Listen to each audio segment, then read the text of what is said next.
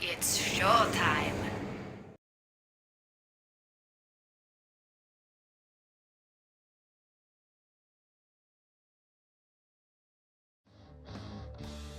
Okay guys, welcome back to the STPL. We have the replay in the lobby, we're just loading in. It's going to be the ace match here between aSh and Media. Not a matchup many people would have said would have gone to an ace, but great play by Jax and Hit 'em Up here. Going to take them here, and it's going to be Hit 'em Up once again for aSh. Obviously coming off the back of his win with a little bit of confidence. Going to be able to go up here against one of the better, more active players on the Media roster in Jaeyoon. And this is kind of cool to see, in my mind, what Media is doing here. They're like, hey, we just had Hit 'em Up take out our Protoss player. Let's throw a Zerg at him, see if he's as good at every matchup. And obviously, Jaeyoon is really up in the tip-top of the Media roster. Really, really strong player. He won his game for Media earlier on today, and so he's looking to do it again. I would kind of side with Media just because they have a strong player and a strong record, and aSh is really struggling. But hey, if they can hit Media here, this is a big opportunity, and I think this really does, or this also affects teams' abilities to qualify. So if Media loses to aSh, then White Clan actually still has a chance to make playoffs. Yep, Media are certainly in contention for those top two spots.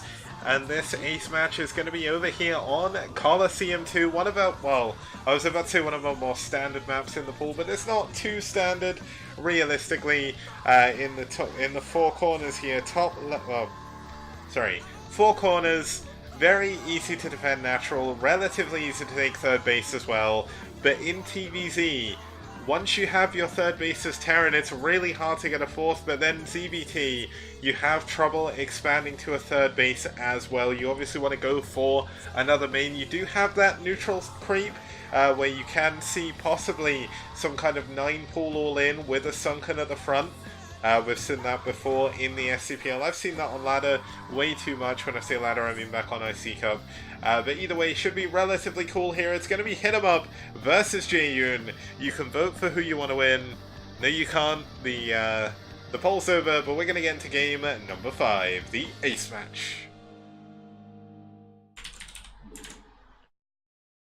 And starting us off here, over in the top, or in the bottom left position, we do have the aSh Terran, who unfortunately in the polls nobody wants to win. It's Hit 'em Up.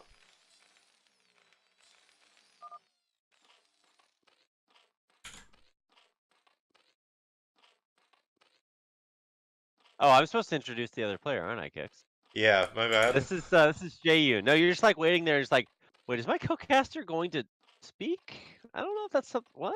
Okay. I'm like, yes, I'm actually alive.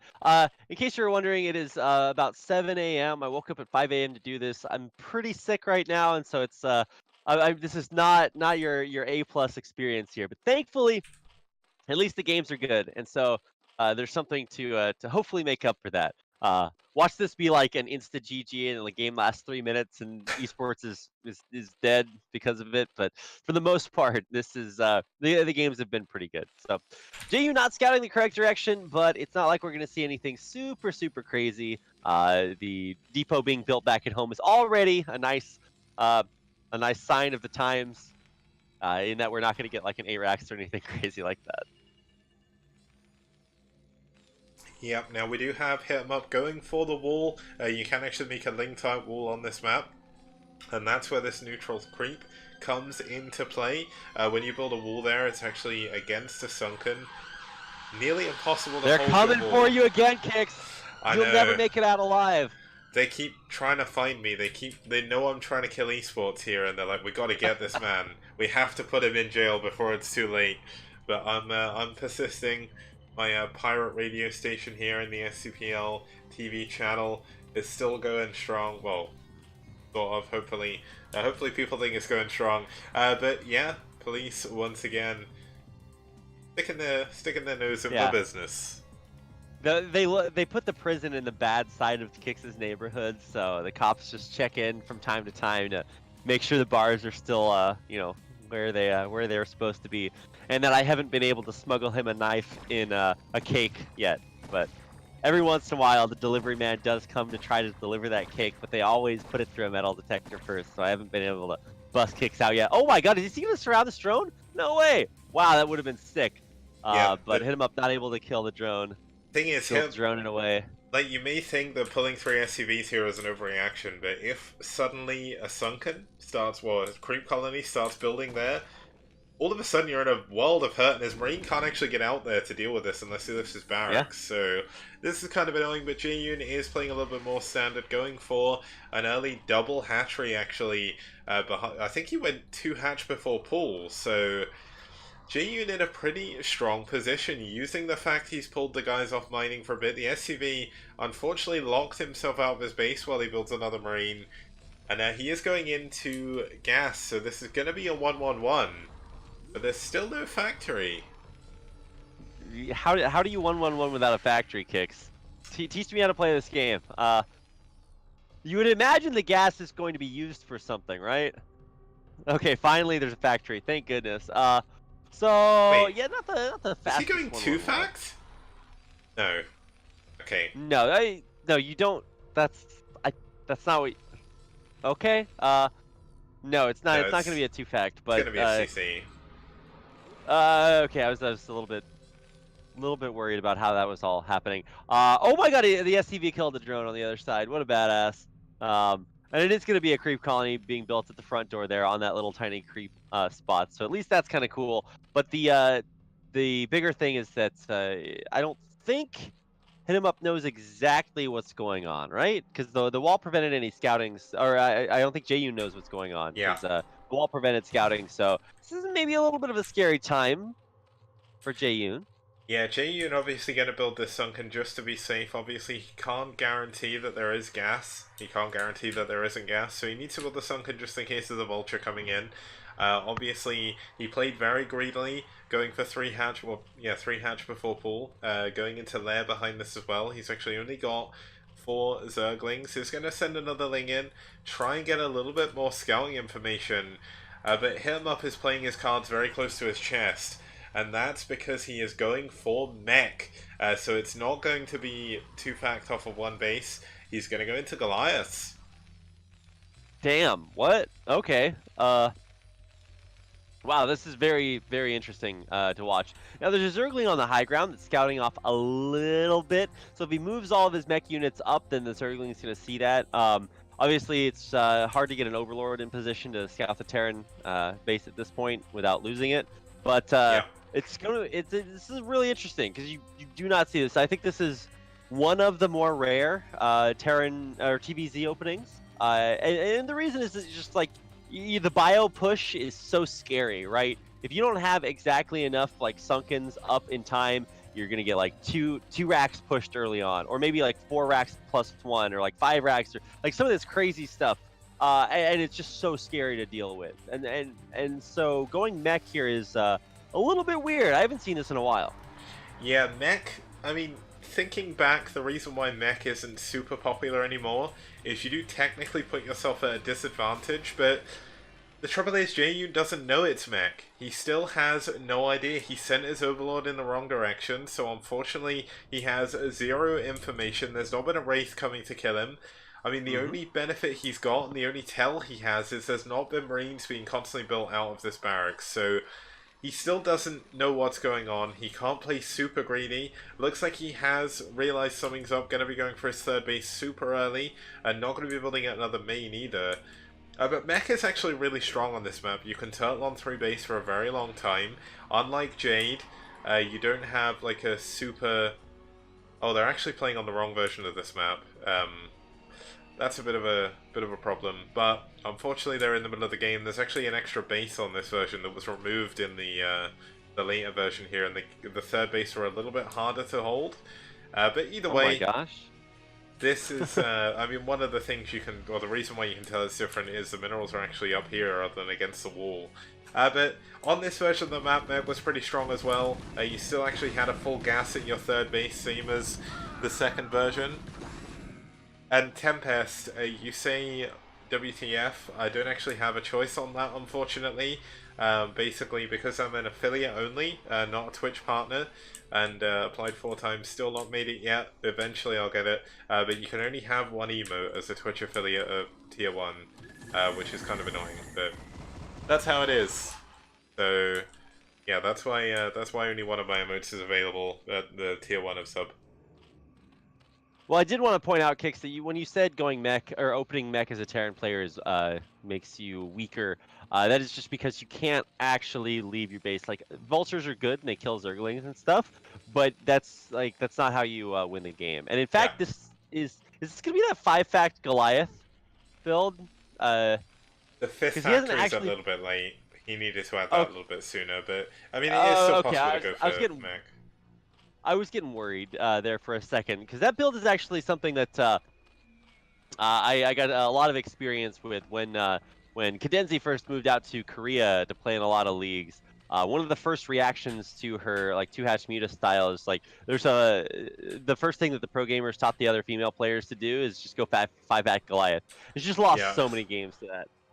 So I was worried there for a second, but that's not what this is. This is actual like mech. But here come those the fifth and sixth factories. Actually, fourth, fifth, and sixth factories being added on as the eco from the second base kicks in. But this is 6 factories kicks, and that means you are really going for it. So if you hold on against these Hydras, which theoretically you should be able to do with siege tanks and stuff, then JU is going to be in for a world of pain. Yeah, I mean, the one problem that we do have here, obviously it's a bit of a weird version of the map, even the natural's in a different place. The major thing is, with mech, is you want to hit a timing where the Zerg is going up to the 3rd base.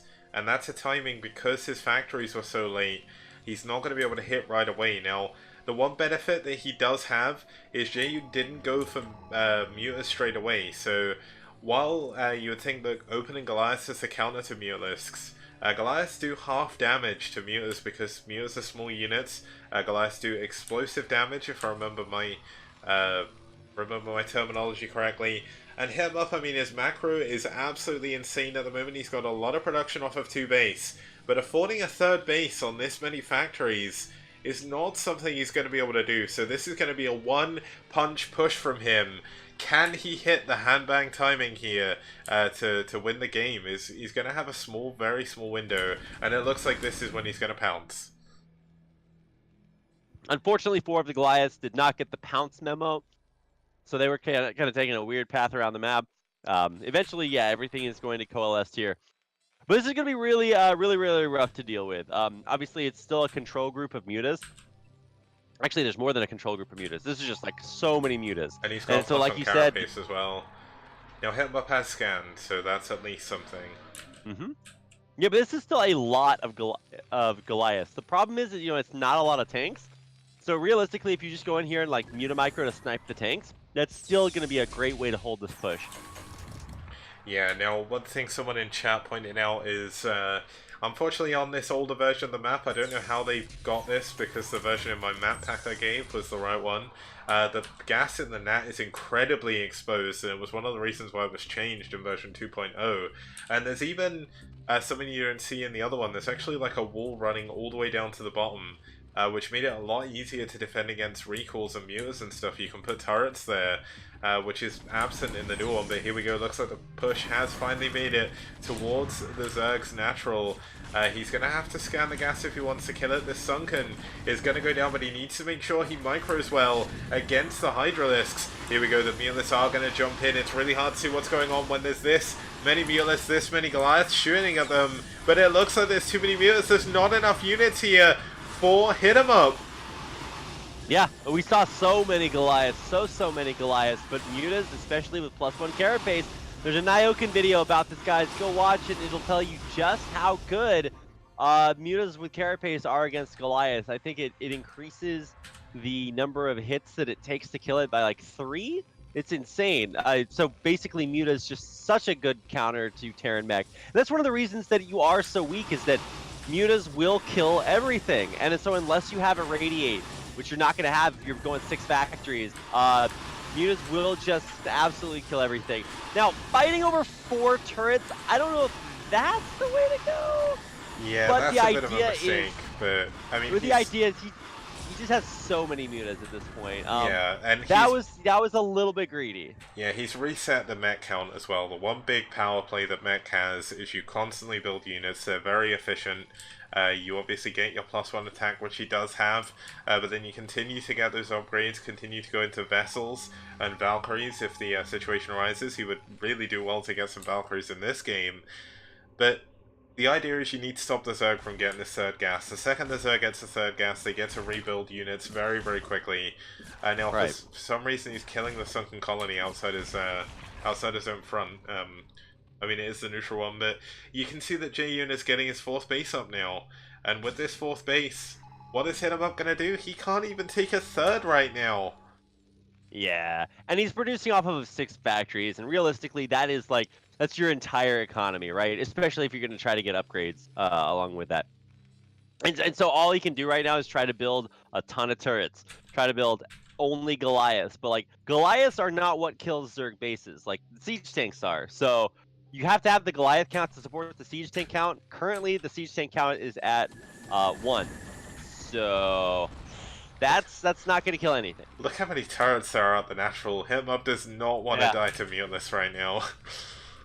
Well, honestly, with +1 carapace, +2 carapace, oh my, these mutas could probably fly in and kill all of those turrets. Like, mutas are just like so good against turrets with all this armor. Oh my gosh. Especially if Jaeyoon decided to like double, like 2 control group, like Muta Micro, absolutely somebody that could do that, and that would be a great way to kill off the static D.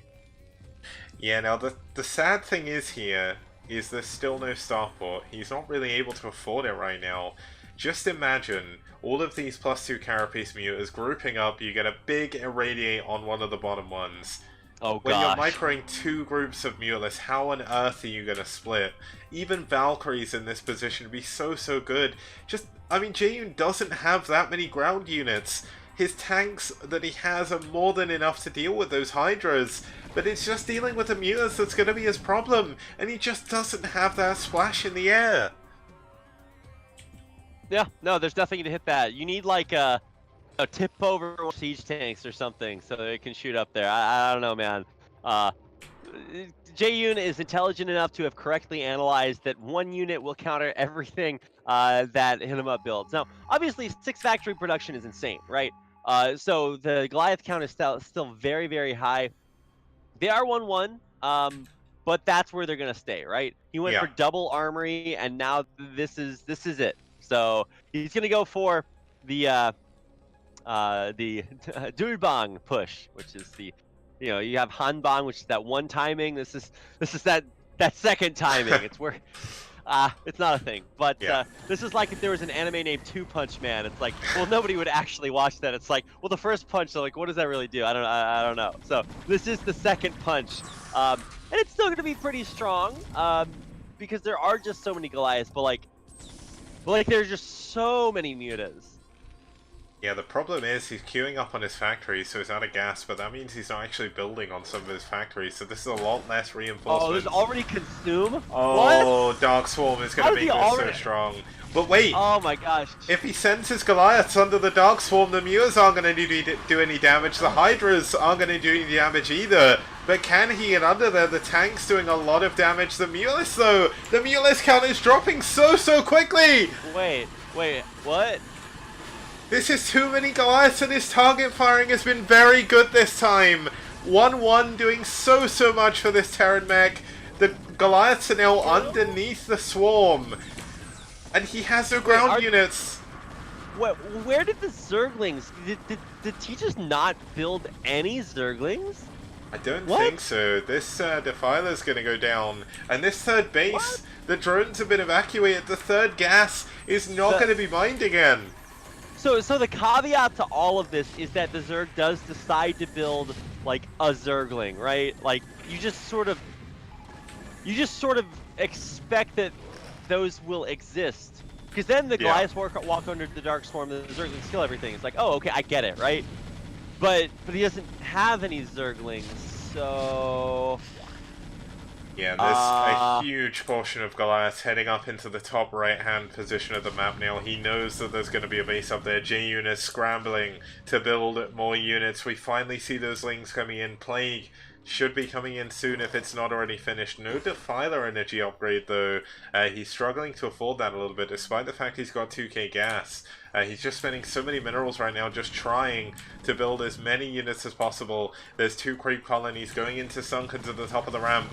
But this is a lot of Goliath heading into this top position. And if he moves up there, the units are going to push into his main.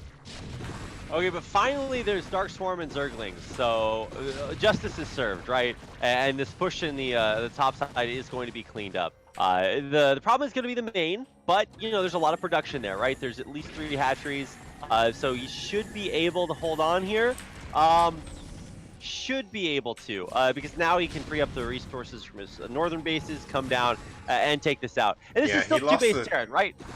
He lost the Nidus, which is a big problem. Third base actually going to be landing there at the third for Hit 'em Up, and I mean, Hit 'em Up's doing so much damage to J-Yun. J-Yun, one of the better players in North America at the moment, getting caught off guard by this very strong mech timing. I know you were making a joke about Two Punch Man, but it looks like Two Punch Man may be hitting it up here in game number 5.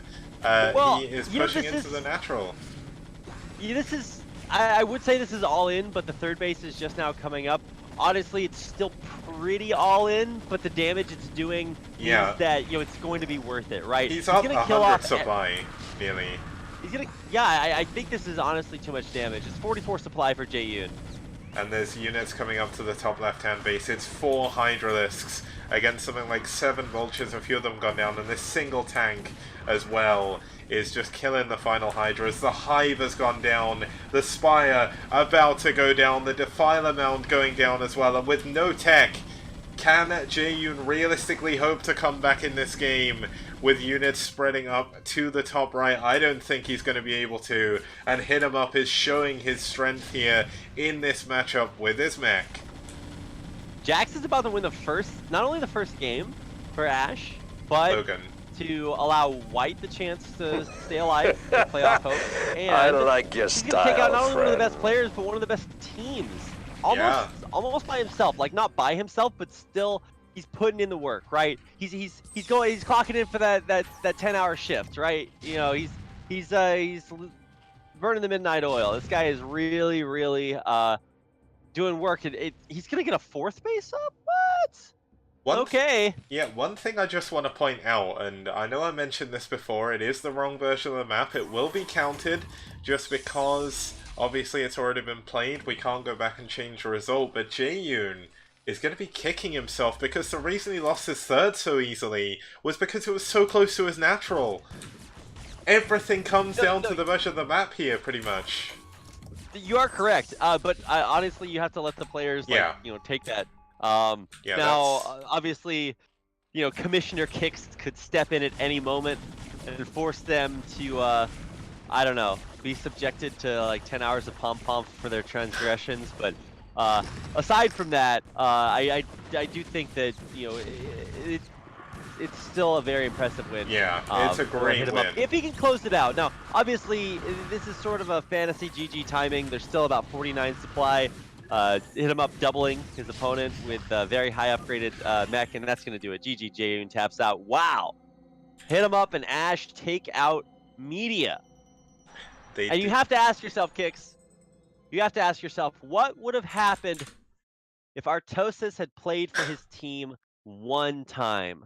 I don't know. Hit him up, man. Hit him up in TBT. I've not seen it too much, but I think if Hit 'em Up plays the TBT, I think he's in a good position. His mech control is absolutely insane. Just quickly, I do want to say a huge thank you to SCPT for the Twitch Prime sub. Welcome to the squad of STPL fans over here. Just quickly, you know what? I nearly pressed Media as the winner because my brain was like, well, Media's going to win this, right? But they didn't. Such an amazingly well-played game by aSh in the end of it all. Well, aSh should hit him up. Like, you know, it's a team effort, right? But Jax is really killing it. So, or Jax and Sorry, I forgot. I used Yeah. to only know Hit 'em Up by his other name, and now I only know him by his new one. Yeah, So whatever. We're so just gonna call him Hit 'em Up. Very, very well played. yeah. Really. Just to basically show you how the results went, just in case you missed any games. Nyoken took down Dentag, Jaeyoon took down Herbie, Alex J, aka Jax, took down Gypsy in game number 3 on Neo Ground Zero, and then Hit 'em Up with the Tufa takes down both Future and Jaeyoon in a row on both Plasma and Colosseum 2 to give aSh their first win this round of the STPL. Their first win, I think, since round 1. So really well played of them to finally get their first set win. And just to explain how this changes things, in Group A, while aSh, it doesn't affect them too much, they're still at the bottom of the table. Look how it changes the top 4. All of a sudden, Media, who were 1 win away from being tied with Naz at the top of the table, are now 4th position behind White Clan. White Clan, the team who won both round 1 and 2. Are slowly pulling their way back in round 3. Is the impossible gonna happen? Is White Clan gonna make it into the playoffs again? It's certainly starting to look like that.